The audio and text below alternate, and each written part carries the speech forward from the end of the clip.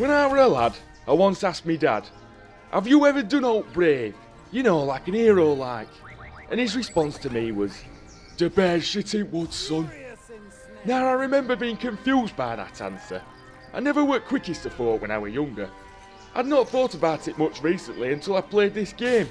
Namely because the main object of it is to maim, torture and frighten teddy bears till they shit themselves and eventually commit harry-carry. I don't think this was what my father were referring to back then, mind. Naughty Bear is a bit annoyed with his fellow bears after they laugh at the present he's made for Daddles on his birthday. So as a revenge, he decides to inflict a violent death on his compatriots in as varied and sadistic a manner as possible. The player scores points through stealthily installing fear into the bears and then murdering them.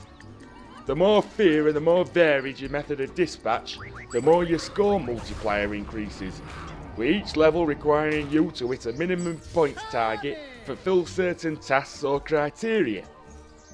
Now, we're in a period of technological and artistic boom in the gaming world.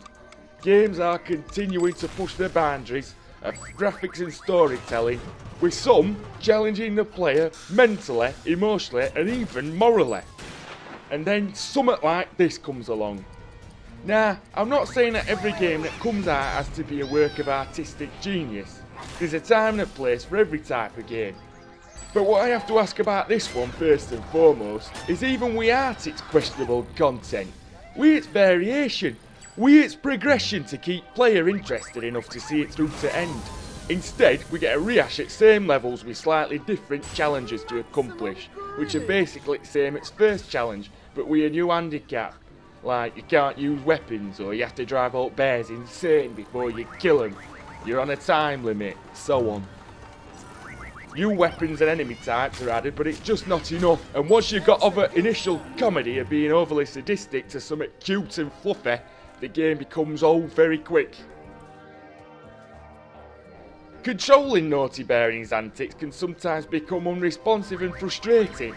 The game is extremely buggy, with bears walking straight through doors, other bears and objects, and at times crashing console altogether.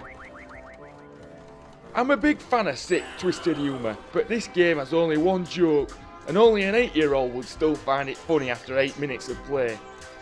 And speaking of 8-year-olds, I'm very surprised this game has only received a PEGI 12 rating, considering what it's asking the player to do. But then again, the immaturity of content will probably be appreciated by a younger audience. And also considering recent events in the news, I'm sure a lot of people will be overly sensitive to a game that's main objective is to go on a psychotic rampage. But I am nitpicking a bit here. Makers at game were not to know that when they set a release date. Anyway, that's me done. Now I'm going to go and beat up my sister's dolly in front of her to make her cry. I've not done that for years. I wonder why I got urged now. They're all crazy!